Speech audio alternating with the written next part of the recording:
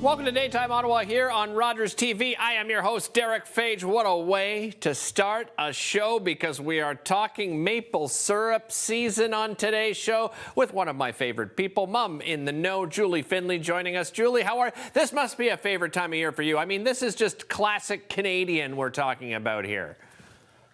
It is. And you know what? If your kids don't like to go outside, they definitely will, because you just have to hit a sugar bush and have so much fun. You've had Stanley's on and Fulton's, and you know all of the sugar bushes around. Yeah. So they're all open during March break. They're all open pretty much till the middle of April. And they're going to teach you everything about maple syrup if I don't get a chance to in the 6 minutes that I have. But it's that whole idea of like getting outside, having some fun.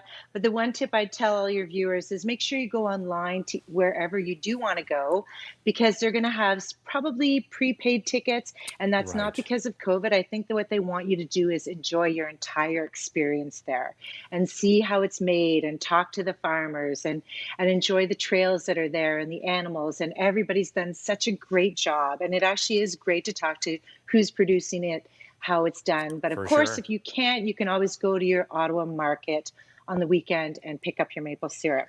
Yeah, there's some great spots too. You mentioned Ottawa Market. You go down there on the Bywood Market, right? There's that outdoor kiosk that's there all the time. One of my favorite spots to stop and get maple syrup. And it's important, right, to get local. It makes a huge difference in some of that store-bought stuff, right?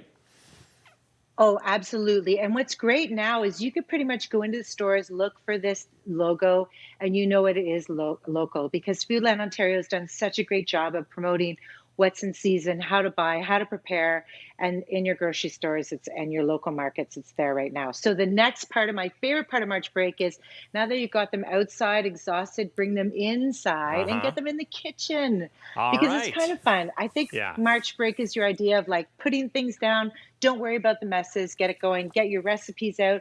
Everybody can be involved, even the youngest one, reading or looking at ingredients. So today we're doing butter tart maple apple squares. Oh boy. And maple garlic chicken wings. Okay, well, so let's this is great. Yeah, let's dive right in. What do you want to start with? You know what? I'm going to start with the maple chicken wings, because I just took them out of the oven. They're already pre-cooked for 30 minutes at 400 degrees. And all you need to do is make and I put a little bit of salt and pepper on and spread them out. So, of course, if you don't want your kids working with the chicken too much, that's your part. But gloves work. Make sure they wash their hands. But this is the best part. The sauce that you're putting on after 30 minutes is a half cup of maple syrup, a teaspoon of chili peppers, a tablespoon of soy sauce, or you can use Dijon, and then 1 clove of local garlic. And you're going to just mix that together. You're going to pour it onto your wings, toss it around a bit, and then you're going to put them back in the oven for about 20 minutes. Okay. And make sure they're cooked, and then put them on broil so they're crispy. And on both sides, turn them over 1 minute after. I'm glad you mentioned the crispy, that's it. Because it's so important, right? Nobody wants a soggy chicken wing, friends. Nobody does. And it's so easy.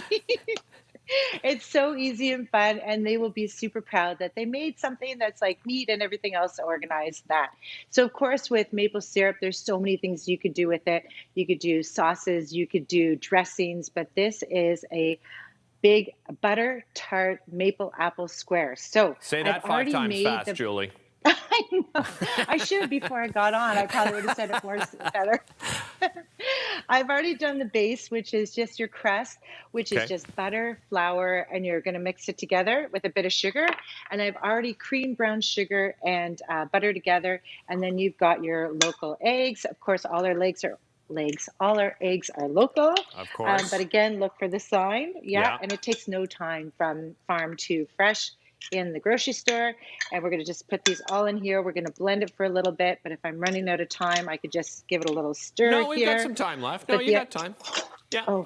Oh, thanks. Because I was going to say the other thing you want to get is kids in the kitchen for even breakfast, because eggs are so versatile. Yeah. You can literally crack a few eggs and whatever veggies, fresh onions, garlic, and you're going to have a frittata in no time. So that's pretty fun for kids to Well, you can have eggs for dinner. French like toast. Those are some of my favorite commercials on TV, right? You're weird for eating eggs for dinner. No, you're weird for wearing those pants. Everyone knows that commercial. Come on. I have those pants. Come on. Okay. Okay. A teaspoon of vanilla, and of course the best part is the maple syrup, and this is a half cup of maple syrup. Of course, all these recipes are on foodlandontario.ca. But another thing you can do with your maple syrup is there's different kinds. I don't know if it even shows here, but I've got dark and I've got amber. Yeah. So there's two different types of maple syrup. There's actually three. There's even a lighter one. So when you are at the sugar bush or the market, have that opportunity to have a chat with someone and they will lead you in the right direction. So Julie, I'm just going to mix this. While you're mixing that, a question for you. So, when you bring your maple syrup home, you open it up. How should you properly store it? Does it go in the fridge after it opens? It does go in the fridge. Okay. And if you don't use it all, which I've never heard of, but if you don't use it all, you can freeze it. Okay. And of course, if you've got lots of maple syrup, just make sure there's a little bit at the top. So when you do freeze it and it does expand, it doesn't pop open the thing. Okay. And that can be left in the freezer for up to a year. So apples, again, another great thing to have in the kitchen. Just put them in a bowl. Kids will find something to do with them. I've already peeled 4 of them, which makes about 4 cups.